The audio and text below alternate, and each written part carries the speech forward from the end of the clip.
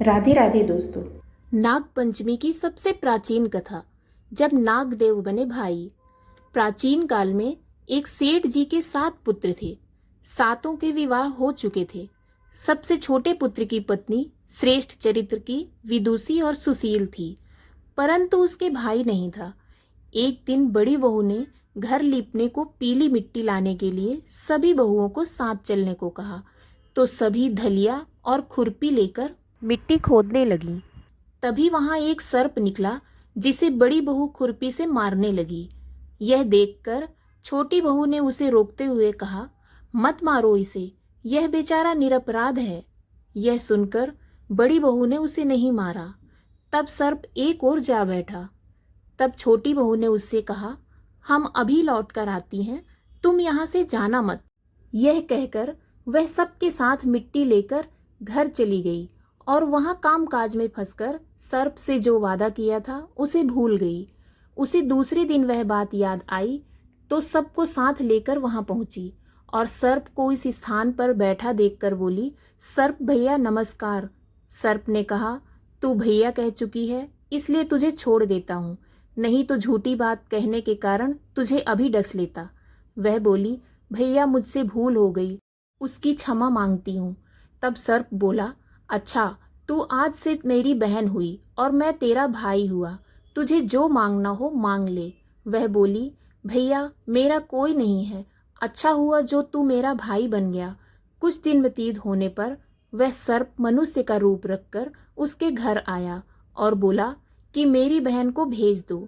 सबने कहा कि इसके तो कोई भाई नहीं था, तो वह बोला, मैं दूर के रिश्ते में इसका भाई हूँ, बचपन में ही बाहर चला गया था। उसके विश्वास दिलाने पर घर के लोगों ने छोटी को उसके साथ भेज दिया। उसने मार्ग में बताया कि मैं वही सर्प हूँ, इसलिए तू डरना नहीं और जहाँ चलने में कठिनाई हो वहाँ मेरी पूंछ पकड़ लेना। उसने कहे अनुसार ही किया और इस प्रकार वह उसके घर पहुँच गई।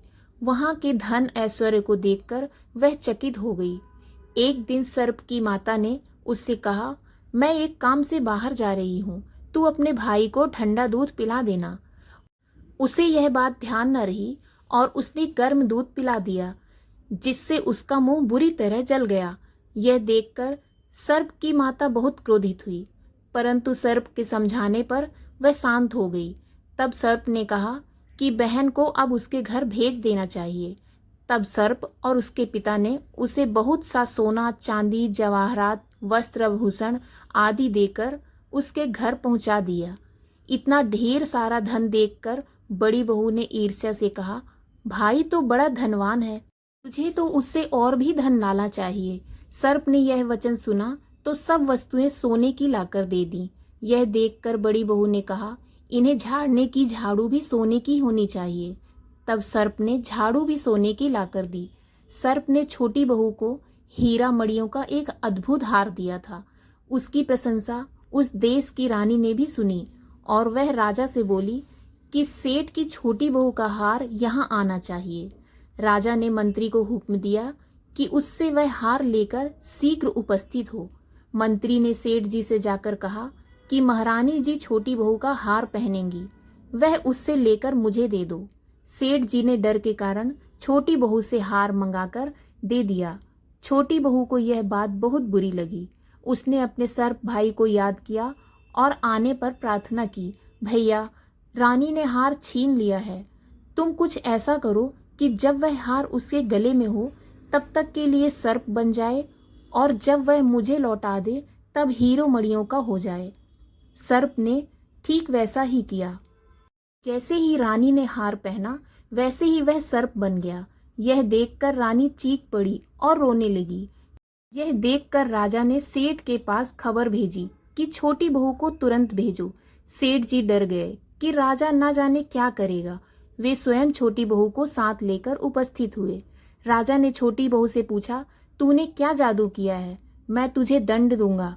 छोटी बहू बोली, राजन धृष्टता क्षमा कीजिए, यह हार ही ऐसा है कि मेरे गले में हीरे और मणियों का रहता है और दूसरे के गले में सर्प बन जाता है। यह सुनकर राजा ने वह सर्प बना हार उसे देकर कहा, अभी पहन कर दिखाओ।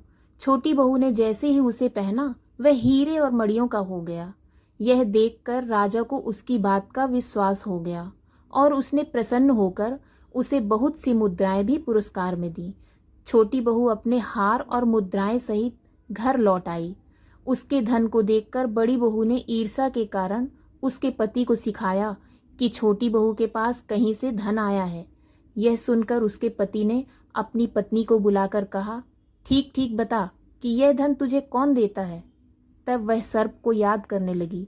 तब उसी समय सर्प ने प्रकट होकर कहा, यह मेरी धर्म बहन के आचरण पर संदेह प्रकट करेगा तो मैं उसे खा लूंगा। यह सुनकर छोटी बहू का पति बहुत प्रसन्न हुआ और उसने सर्प देवता का बड़ा सत्कार किया। उसी दिन से नाग पंचमी का त्योहार मनाया जाता है और स्त्रियां सर्प को भाई मानकर उनकी पूजा करती हैं। दोस्तों, आपको ये जानकारी और कथा कैसी लगी, कृपया कमेंट करके ज़रूर बताएं। वीडियो पसंद आया हो तो लाइक करें और ऐसी ही और भी बहुत सारी कहानियों को सुनने के लिए मेरे चैनल को सब्सक्राइब करें।